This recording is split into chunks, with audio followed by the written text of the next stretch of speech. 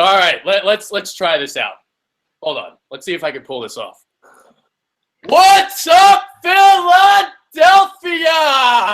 We are live, but not from the beautiful new media studios there just outside of Philadelphia. We're on Google Hangouts. We're live everywhere. We got 4th and John on the show tonight. It's going to be amazing. Going to be a great time. EROCK, Gayle Saunders. We got IBleedPhilly. We got the whole crew on. Philadelphia killed this draft this past week. It better come back again. No, absolutely. When you take a look at the crowd that was there, I mean, they brought it to Philadelphia. Wherever they take this traveling roadshow after this, man, they got big shoes to fill. And I really sincerely hope that this puts to bed some of the blown up, out of proportion, narratives about the Philadelphia fan base. There was an estimated 250,000 people. That's 250,000 people right there. No arrests, no incident, just love and passion for the game of football, and that's what makes Philadelphia the #1 football city in America. They proved it. Everybody had wonderful things to say, and there is no doubt in my mind. I see you, Jerry Jones. I see you trying to steal that draft. No. It's coming right back here to Philadelphia. Yeah, put him in the bathroom. I think it was a great couple of days of NFL draft for any NFL draft geeks out there. It was pure love in the air. I mean, I got sunburn on the top of my head. For a brother to get sunburned, we were out there 24 hours of draft coverage live. The third day I couldn't make it. I had heat exhaustion. But they definitely got to bring it back. I mean, it was an amazing event. And Eagle fans, next year, hopefully it's here next year, you cannot miss out on this event. I still got chills from this event.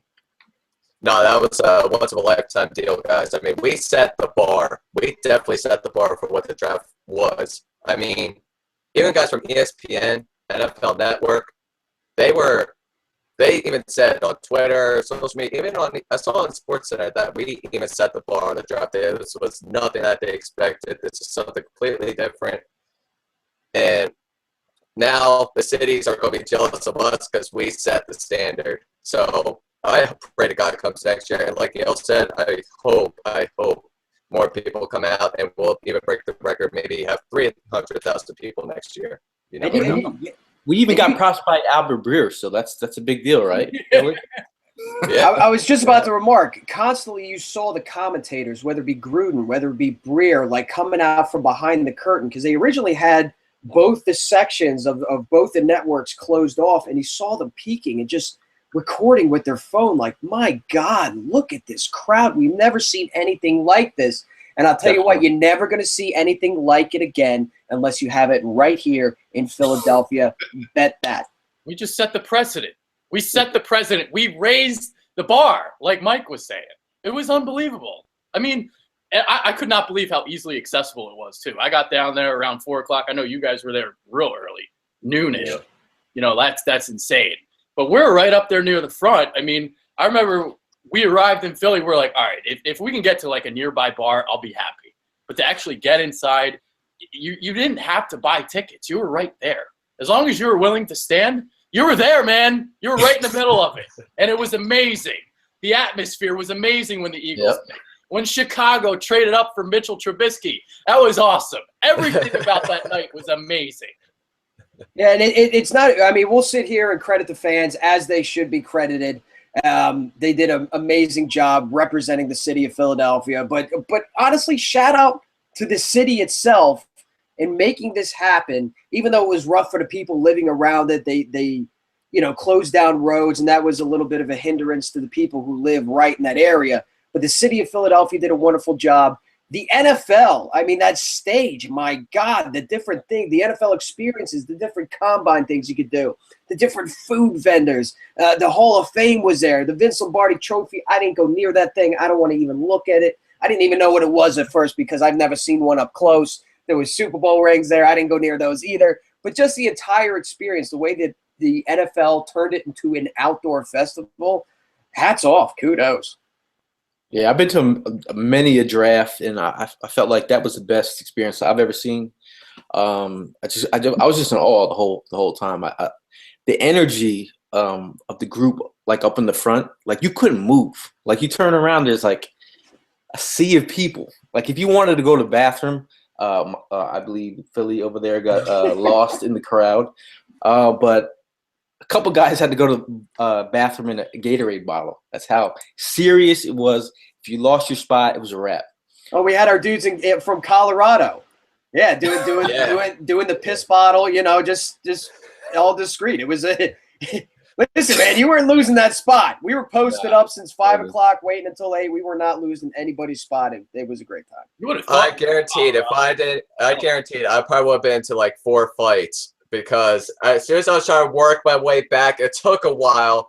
It probably took me 20 minutes to try to get my way back. And there was people who are like, what the hell are you doing here? Like, because they know I'm budging, trying to front them or whatever, trying to find where the squad was.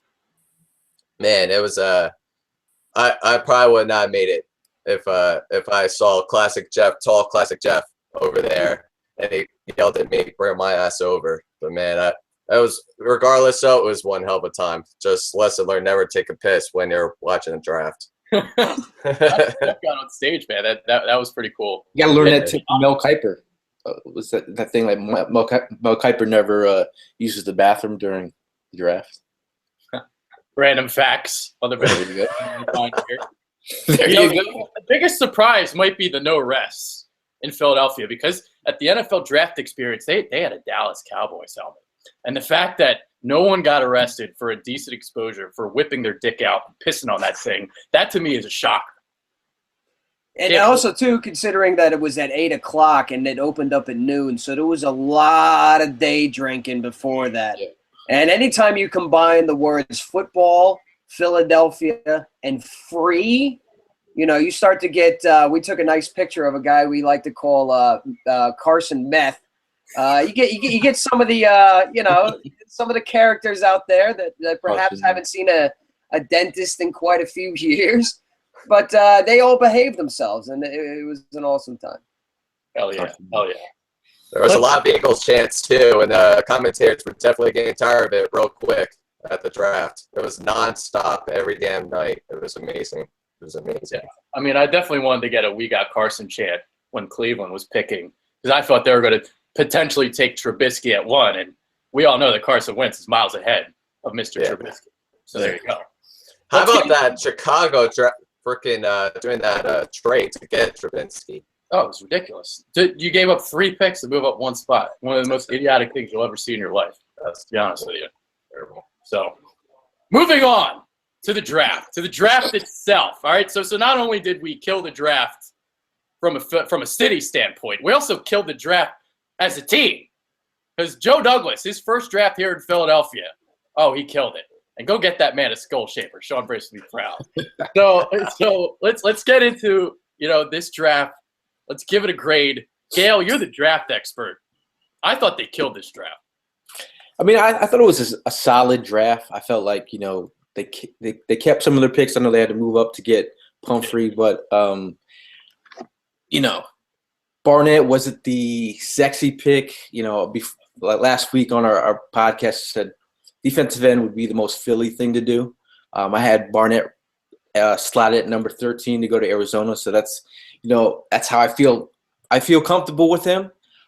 We all in our hearts wanted to see Reuben Foster, blowing up Ezekiel Elliott. You had those images in your head. But obviously, they have more intel than we do. There's something wrong with that shoulder. Maybe it might need a second surgery. And talent fell. And we had the trifecta. We had the quarterbacks going, 3 quarterbacks going, and 3 wide receivers. I felt one of those wide receivers they could have interest in, but all 3 even went early. So, I mean, you had Hooker on the board, Jonathan Allen on the board, O.J. Howard on the board, a Twitter favorite. But Derek Barnett was a solid pick. Yeah, I agree. It was this solid, safe pick. You kind of know what you're going to get from him. And as the draft itself unfolded, it looks better now because you get Sidney Jones the second round. You get basically 2 top 15 talents. Before that Achilles injury, Sidney Jones was the number 2 cornerback on the board. So you got him in here. Barnett, I mean, the Foster thing is interesting because you hear the reports, that obviously he fell to 31. There's a reason for that. the red flag is the shoulder surgeries. The other thing I heard is they had to hold his hand at Alabama like Hootie and the Blowfish. He scored a 9 on the Wonderlic test. Okay, that's like Vince Young territory. Vince Young scored like a 14. Mo Claiborne was a 4. All right, so you can see why Dallas would want to pick him. So Wonderlic test, he gets a 9. So he's dumb as shit. So you can see maybe why he fell. Now I did hear the other thing is, you know, if Baltimore passes, Ozzie Newsome is an Alabama, you know, guy.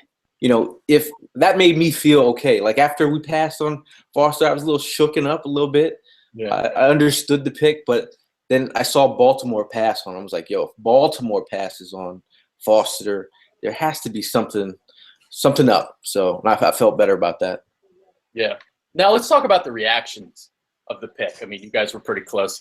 What'd you guys think? How did Philly react? It was like they cheered because it was the first pick in Philly in like 60 years, but I don't think it was who they wanted. Yeah, well, I mean, I can tell you that I'm not a draft expert. I don't watch a lot of college ball. I catch the bowl games. I catch a couple highlights, but what I mostly go off of are the things that I hear on Philadelphia Sports Talk Radio, or the things that I hear from Gayle, or the things that I read from websites like PhillyInfluencer.com and Bleeding Green Nation and reading Jimmy Kempski and all that. So you hear these names that people really want and are really caping for. You hear, you know, the Dalvin Cooks, the Reuben Fosters. There's O.J. Howard out there. There's the Corey Davis squad. There's the, you know, the Joe Mixon hive. There's all these people that you hear.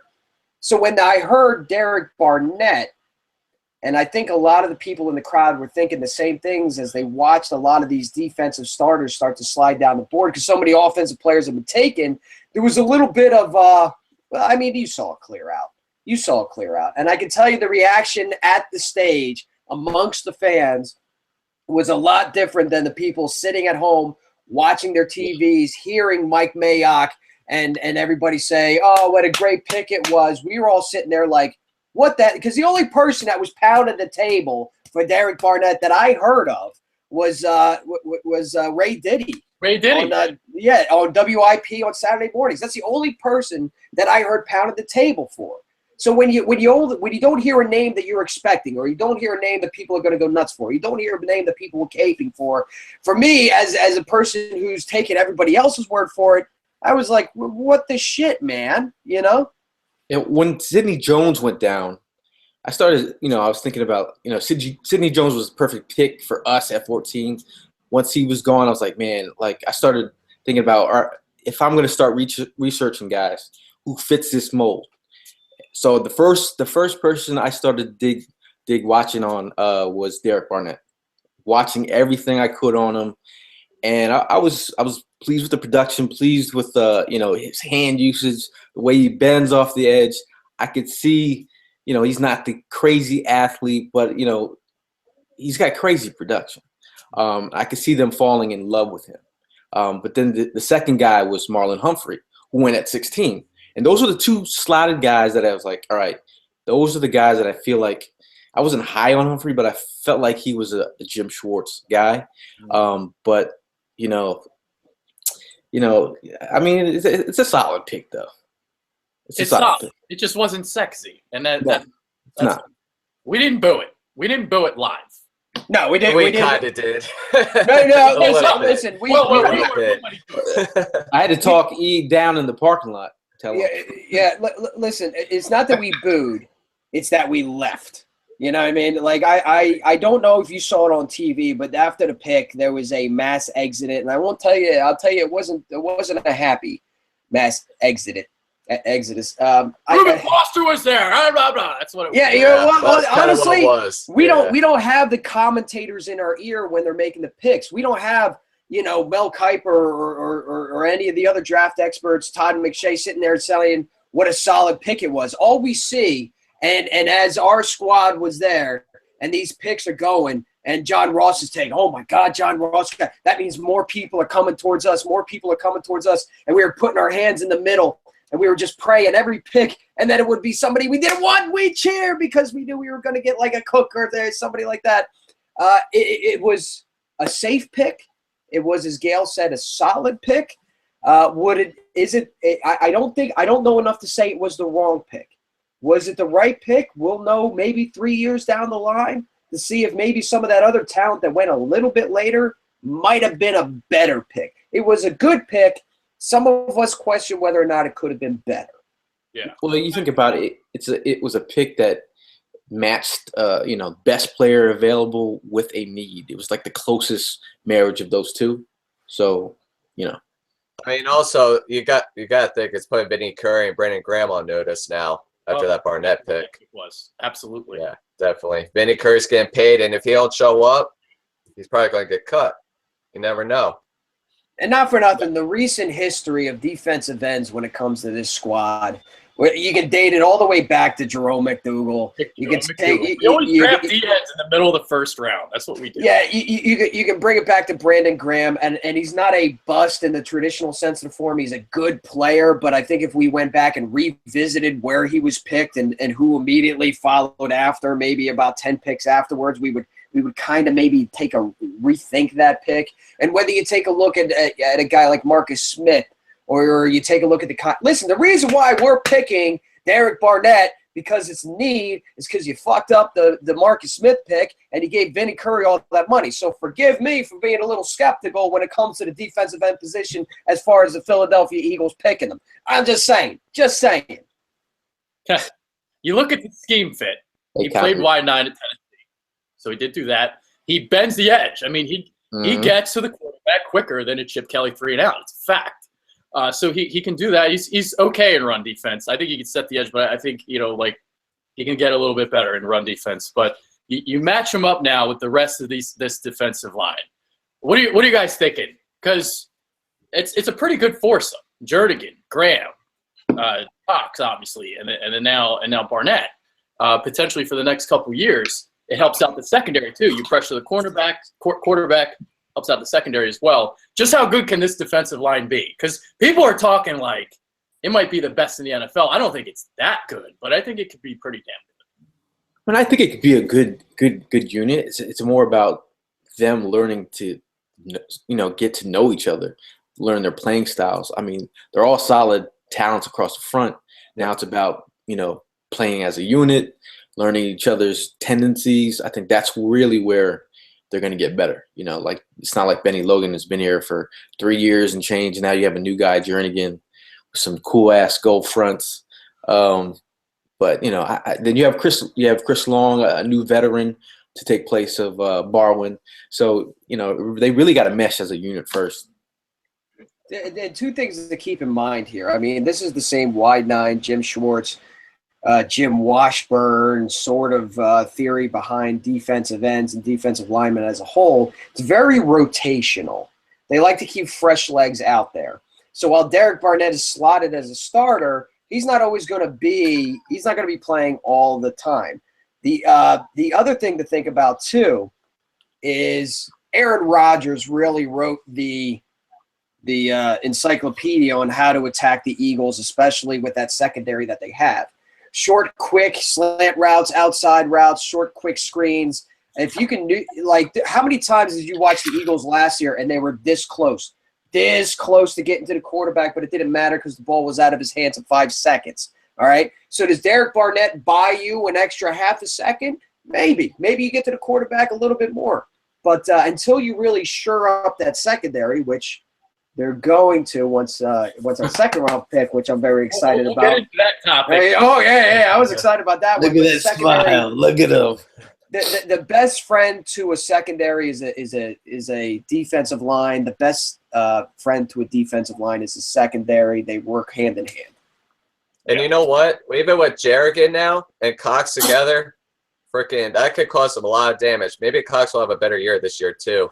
Maybe lay out the pressure because Cox, we've seen it a lot that he was triple teamed, double teamed most of the season. So having Jernigan on one side, now you got Brandon Graham to deal with because now everybody's taking notice on Graham. And now you have Barnett taking over on the other side. It could be a big force this season. It really could. Especially if Jernigan plays well, because I mean we saw when Benny Logan went down. Benny Logan's groin. Gale's a big fan of the Benny Logan groin. When that guy was out of action, it affected Cox's play. So if Jernigan's there, I mean that's a big bonus for Big Cox. Definitely. And I feel like Barnett is not your Cox. We have Chris. Everybody loves Cox. Yeah, I feel like Barnett's not your average rookie. I think he's got more technique and he's more fundamentally sound. He's got 3 years of production. It's not like Marcus Smith, 1 year of production. He wasn't a converted quarterback, tight end type. So I really feel he's going to be a nice rotational piece. Hopefully, moves into a starting position, but we'll see. Yeah. All right, moving on to the secondary now. I know EROCK's excited, so we'll get into it. So this draft, the way they approached it, a little bit like, what was it, 15 years ago now? Lito Shepard in the first round, Sheldon Brown in the second round. Even the safety, you got Michael Lewis there in the second round as well. So this was a draft where they said the cornerback depth, the cornerback class was like the best in over a decade. So they go second and third round. They pair corners. They get Sidney Jones in the second round, Rasul Douglas in the third. So I'll ask Gayle, draft expert. Did you like the way that the Eagles attacked the corners? I feel like it just showed how much they really love Sidney Jones. Like at first, a couple people behind us were like, "Hey, we know the pick." Someone just said it on Twitter, and I'm like, "Don't," and they were like, "You're not gonna like it." I'm like, "Damn, you probably got Joe Mixon." I'm like, but then Sidney Jones, it brought like a warmth through my chest, and we were just so excited because that's the one guy I wanted. So I feel like they did their homework on Sidney Jones. They must have, talked to all the doctors, did all the research, and felt that, he's going to come back 100%. I feel like if he comes back healthy, I feel like you got a nice 1-2 punch with Rasul Douglas, who's also a strong press corner. That's where he succeeds at. So if you have two corners, those guys come back healthy next year together as a unit. We have the foundation of something in our cornerbacks. Yeah. You have that high praise with Douglas? What's that? You have that much high praise with Douglas in the third round? I feel he's a raw prospect, but he has those size. He was like I remember I was talking to Eve when we were like, he's like, "What do you think?" I'm like, "See, right now it's like Tankersley time. All of a sudden, boom, Tankersley goes off the board." I'm like, he's like, "Who you got next?" I'm like, "The next person is Rasul Douglas." Next thing you know, Rasul Douglas. So he was 6'2", 200 pounds. He's a guy that, that's where he wins at. He's not, he's got decent speed, runs like a 4.59 or so. He could get beat vertically, but he's a guy that succeeds there. He's a raw prospect, but I feel like, we got something to work with. Yeah, you're right there. The third round, there was like 4 guys that went right before. There was a run on corners. You had like Jordan Lewis go, Tankersley, Awuzie went to Dallas, and there was like another one that went. So Rasul Douglas was the pick there in the third round.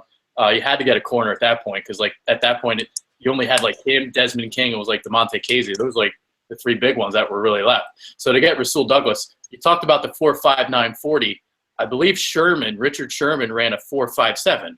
And the reason why for, the press corners, the reason why it's okay, kind of run a slower time, you're pressing, shit like that. You're being physical at the line of scrimmage. And that's what Rasul Douglas is going to be. A lot of similarities in Sidney Jones and Rasul Douglas, the way that they can both press at the line of scrimmage. And he has those long arms, too. Yeah. So. Yeah, he's got like 33-inch arms or something. Like the ball production was insane. He was tied for the nation. The thing about Rasul Douglas that you love is he's a guy that's like fought his way to make it. He was at a junior school, Nassau Community College, was like eating McDonald's, trying to survive. He finally makes it to West Virginia. He, plays special teams, and this is his first year starting.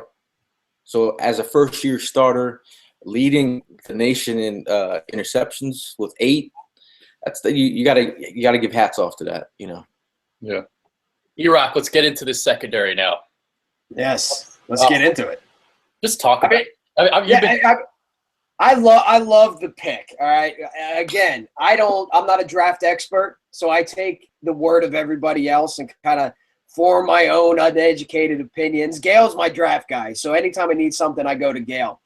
But everybody was pounding the table, and the entirety of Eagles Nation was pounding the table for Sidney Jones. They wanted him. Now you found out the Eagles wanted him, and then when he went down with that Achilles injury, you're just like, we were all heartbroken over it. Absolutely heartbroken. And here they go, and they get him in the second round. Sure, they shelf him for a year, but you know what? Come next year, you might have 2 top 15, arguably, some would argue 2 top 10 talents in the NFL draft. And for the life of me, I cannot understand the short-sightedness of some of the Philly media and some of the people saying, well, why would you draft a guy with a second-round pick, who can't contribute this year? Look, we ain't winning a Super Bowl this year, okay? I don't understand how a guy like Mikey Miss can go on the friggin' air, bitch and complain about a guy who's not going to be able to contribute this year when you're telling me in the same breath to trust the fucking process. Listen, if anybody should be used to sitting around waiting on guys that get healthy, get over here from foreign countries, get up from the farm system, get ready from the draft, it should be Philadelphia. I mean, why is it that the Eagles all of a sudden got to be like, win now, win now, win now? Dude, you got like a top 10. You got the top or the second best corner in the draft. You won't realize it until next year. But you mean to tell me the same team that's picking dudes like Eric Rowe, Jaquan Jarrett, Curtis motherfucking Marsh, you know what I mean? I had to stop myself there. You mean to tell me you're going to look at a pick like Sidney Jones just because he's got to come back from an Achilles? He's going to be healthy, and he's going to be the best defensive back that this team has drafted in the last – shit, they don't draft defensive backs. So what are you bitching about?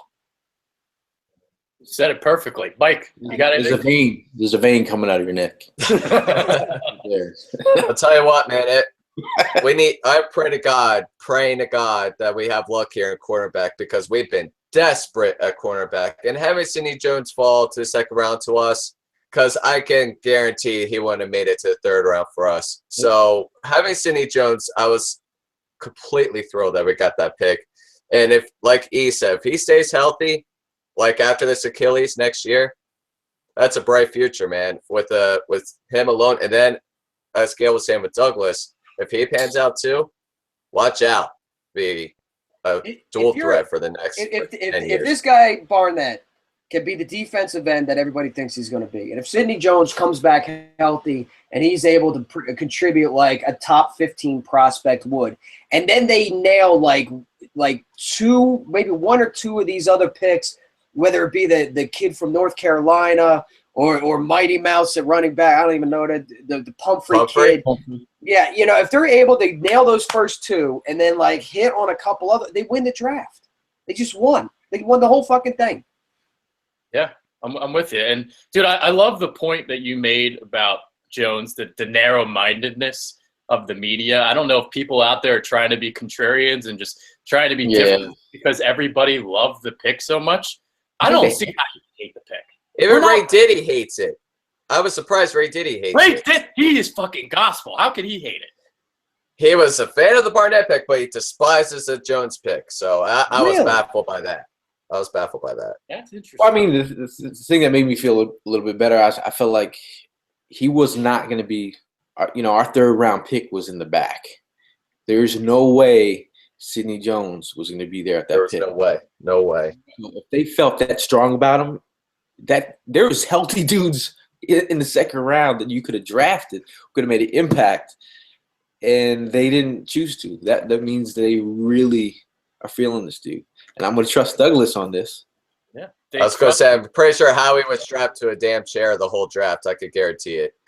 and look, let's be honest. If the Minnesota Vikings didn't jump up 2 picks before the Eagles, or however many picks it was before the Eagles, and take Dalvin Cook, which is incredible. If you think about it, the Minnesota Vikings did that blunder in the first round, trading a first round for Sam Bradford, but they got arguably a first round talent running back in the second round, so they did all right for themselves. But if Sidney Jones was there and Dalvin Cook was there, they were going to have a conversation, all right, about what do we do here? Do we take the running back playmaker that's going to contribute right away, or do we invest in the future in what arguably could be a much better player in Sidney Jones? I'm just thanking G. Thank you Thank you, football gods, that it wasn't Joe and Mixon, because I would have shit my pants right there on Benjamin Franklin Parkway and had to waddle diaper my ass the way home. Forget it. I would have hated that. Yeah, I would have hated to have to talk about the Mixon topic. You know, I was already tired of it as it is, and he's not even on our team. Just imagine. We've been talking about this shit for like 2 It'll be nonstop Philly social media BS for years. Years. Mixon went to the right market. He went to a small market, city market in Cincinnati. That was the perfect. Nobody cares about Cincinnati but Cincinnati. They got a bunch of convicts on that team already, so they're set. Yeah, they're going to call it Cell Block C. C standing for Cincinnati. There you go. Anyway, talk about the Achilles injury just real quick, because obviously they did their due diligence on this injury. By the way, Eagles are the healthiest team in the NFL the last 4 years. So they have a great training staff, unlike the Sixers. Jesus Maybe Christ. it's that smoothie blender that Chip Kelly left when he Sports side, it works. Yeah. It works. Like a Chip Kelly. All right, let's talk some other picks. I guess just real quick before we head out. Gayle, out of the other picks, the 4th round through the 7th, which one was your favorite? Oh, my favorite. He wasn't a fan of the later picks. He was not digging the later picks. I was just like, some of them made sense, but as much as I love Donnell Pumphrey, not too many Black and Filipino dudes playing in the league like myself. You know what I'm saying? So I was rooting. I was like, yo, that's my guy. You know, I love Donnell Pumphrey. I'm rooting for this kid. But Jamal fucking Williams was on the board from BYU. That was the guy. And the Packers picked him up. And I was, because you think about Pumphrey he's a Sproles clone type-esque. You know, he's not really a special teams player. He's not really excelling on kick return, punt return. You got a dynamic guy out of the backfield that they might be able to use in the slot, but Jamal Williams was that road grader type. You know what I'm saying? When you look at a roster right now, there is really no road grader type on, you know, with Ryan Matthews banged up. I thought he would have been a perfect piece for a running back by committee. But Pumphrey, I still believe Pumphrey is, you know, I had Pumphrey in the 5th round. But then they surprised me with Mac Hollins. But then when you that was my surprise too. Yeah, I guess we could talk about that later too. Keep going. Well, I mean, if you think about Hollins, when you go in depth and see what he's done. He's phenomenal on special teams, a cover guy, you know, a big play threat. He's got a crazy yak. He can go up. Well, he's a big body target. He's a leader in the locker room. You could see some of those picks as, you know, as leader types, and they made sense, but they just weren't exciting for me. Yeah. Here's what I'll say about Pumphrey. I mean, he's the 3rd down guy that's going to replace Sproles in the future. Jamal Williams would have been that perfect, you know, in between the tackles kind of guy. You know, Doug Peterson schematically, he wants to play power football. He would have been the guy for that. Now, my argument for, like, running back, and the reason why, like, even Dalvin Cook in the 2nd round, while I'm cool with passing on him, it's harder to find a shutdown corner than an elite running back, I think, especially if you have a good offensive line. And next year's running back class, you look at some of those guys with Geis, you got Saquon Barkley, you got Bo Scarborough. I think you attack running back next year, go get that 3-down guy. And, this year I was fine. Attacking cornerback, great cornerback class. Go get your corners this year. Next year, go get your running back. I think they're going to dip in and get another cornerback in that round. Instead of Matt Collins, I would have went corner. Casey and King were still on the board. And keep in mind, you brought up a great point, because, like, you talk about the draft for next year and how maybe deep that might be at running back. That's the reason why they felt such a press to go up and get Carson Wentz last year, is because they scouted out the quarterback class the next year and just didn't feel like they were going to be anything special. So the Eagles could have easily said, "Look, we're gonna take our chances with, you know, Sidney Jones. We're gonna draft Pumphrey, but we're gonna stay away from some of the other running backs, and it'll be priority 1A come next draft, and you can dedicate now that your defensive line. Okay, you fill those need Now next year you can dive right into the draft knowing that running back's going to be a key area they're going to focus on, and it's going to be deep. Well, the thing is, like the two receivers that they brought in, they're like developmental guys with certain skill sets that they can work with. You look at Shelton Gibson; he's also a vertical threat, and he's also, he can be a kick returner as well. And then you look at our current roster, you think about who on the back end of that wide receiver roster is playing special teams or contributing that way.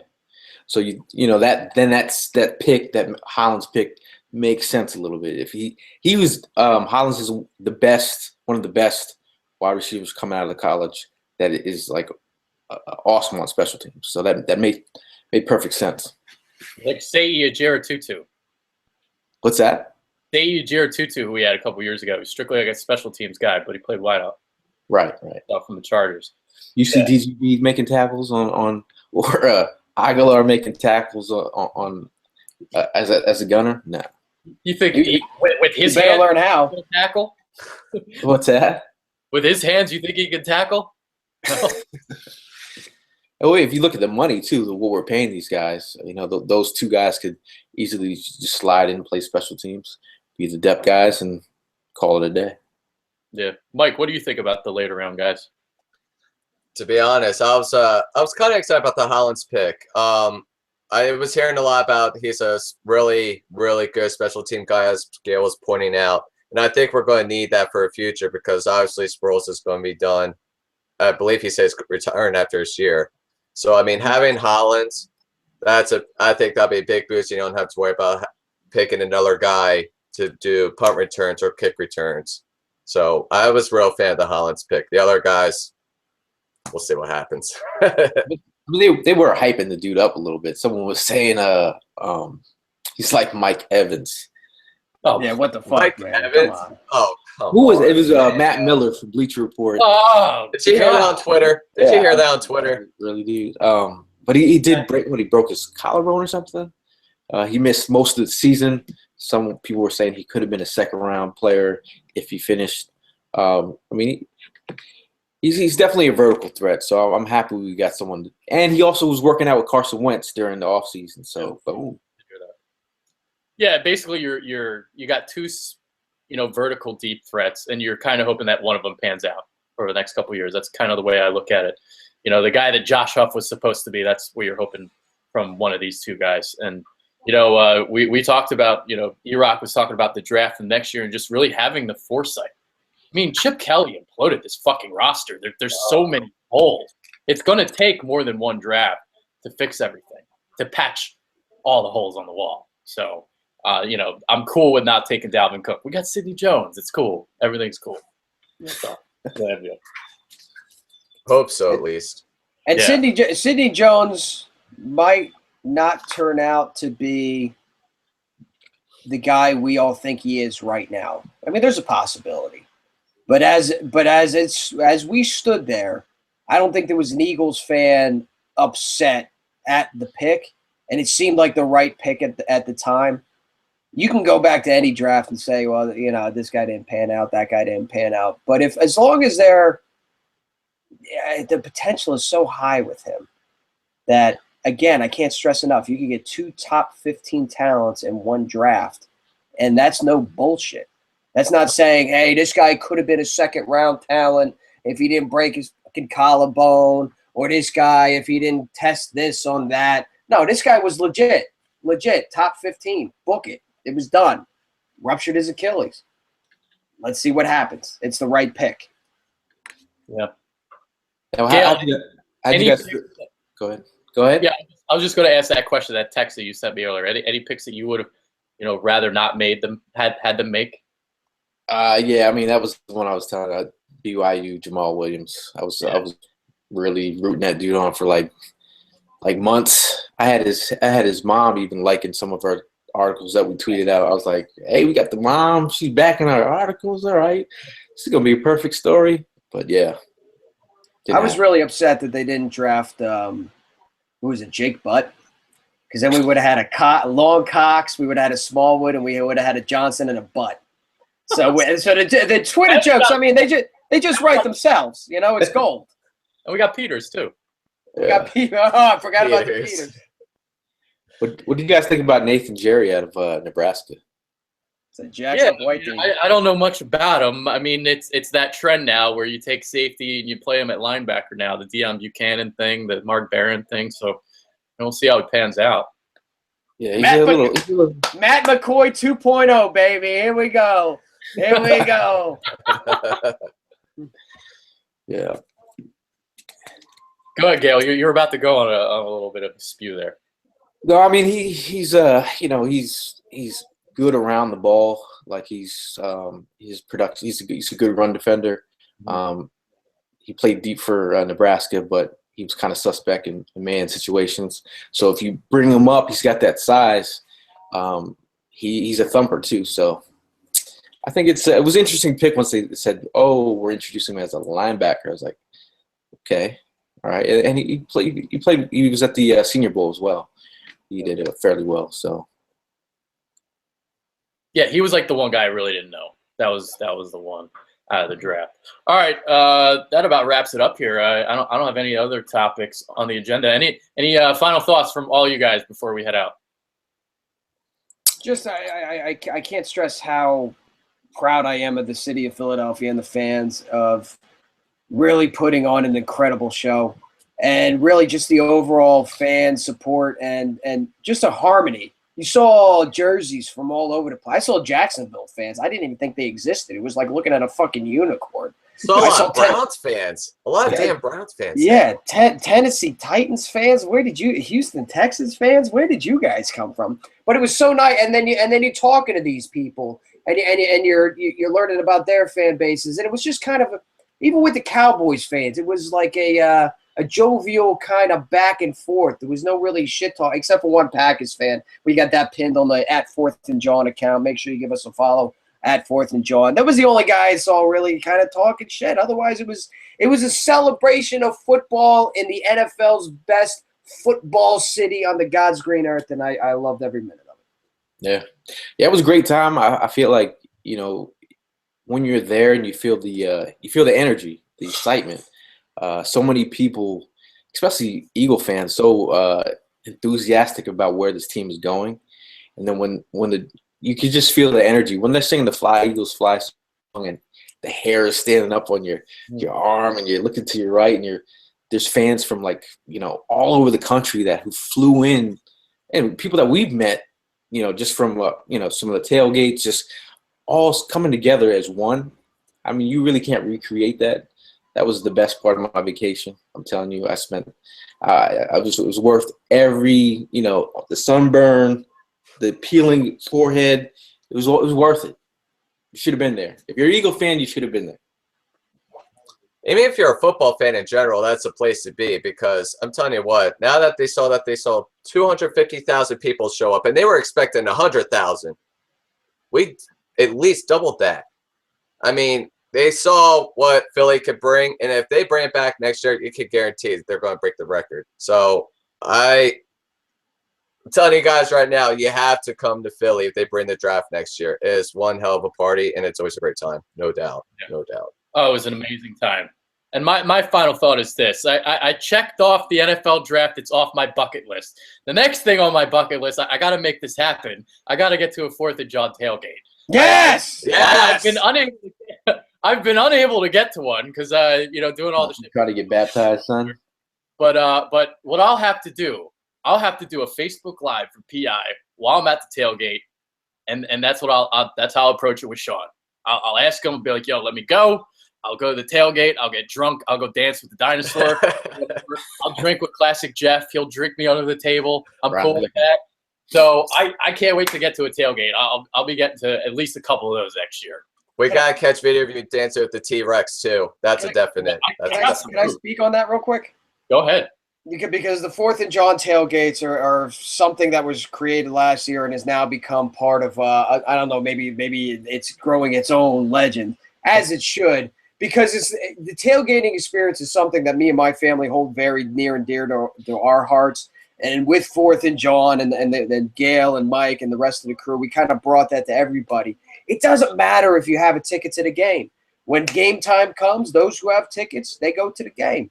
For those who don't have tickets, Mike, like the Pied Piper of Eagles fans, just leads them all to Xfinity Live. And believe me when I say they have just as much fun hanging out at Xfinity Live, but it's all about the tailgates. If you don't have a ticket, if you have a ticket or don't, it doesn't matter. Come down, experience authentic Philadelphia tailgating in parking lot F1. We're down there every single game. Follow us at 4th and JAWN, and we'll explain all the details as the season gets closer. There it is. So, yeah, make sure to follow all these guys on Twitter. We got at Eagles Sessions, Gayle Saunders. We got, is it IBleedPhilly? At IBleedPhilly? What's your Twitter? You got it. Yep. At IBleedPhilly. Everybody knows about the mighty EROCK, of course. So, Thank you. oh, thank you. And his sexy ass fucking suit jacket. Which will be at the tailgates. Trust me, that wasn't a one and done, man. I looked fly as fuck. So you better believe you can say F. You can say F. You can say it. Blurt it out. Yeah. You know what? It's definitely going to make an appearance at the tailgates, as well as all the other wacky costumes. Last year we were dressed up as Ninja Turtles. I was dressed up as the Pope baptizing people via a Carson Wentz beer bong. It's a wild scene. It's also on my YouTube channel, youtube.com/TheMightyEROCK. Some of our tailgate footage, which Gayle shot masterfully, is there. And you can see how we wow out every single Sunday. Oh, so there it is. Anything else you guys want to plug? You guys good? Good, baby. Oh, just Eagle fans out there, don't just let the season come. I mean, people are like arguing about dumb shit on the TL. I mean, the season come to you and break. Like, so many people arguing about dumb shit. We have Alshon Jeffrey. We got think about the positive, at least just for a week. Positive. Super Bowl, baby. Positive. Super Bowl run. Let's do it. That's all I got for this week. Just for a week. Just for a week. All right. IBleedPhilly, Gayle Saunders, the mighty EROCK. I'm Adrian Fedkiw. We were live from Google Hangouts tonight, not from the New Media Studios, but it was a great time. Obviously, you guys are invited to come on whenever the fuck you guys want. I'll come do the show with you guys as well. We'll fucking make it happen, make magic happen here in Philadelphia, just like they just did last week with the NFL draft. We're out. Peace. Peace.